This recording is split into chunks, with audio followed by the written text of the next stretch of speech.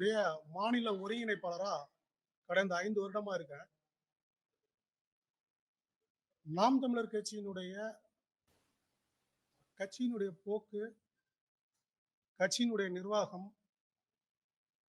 இத கருத்துல கொண்டு அந்த கட்சியில நீடிக்க முடியாத நிலை ஏற்பட்டிருக்கு. அதன் காரணமா நாம் தமிழர் கட்சியிலிருந்து நாங்கள் விலகுவதாக முடிவெடுத்து இந்த பத்திரிகையாளர் சந்திப்பை நடத்துறோம். இதைத் தொடர்ந்து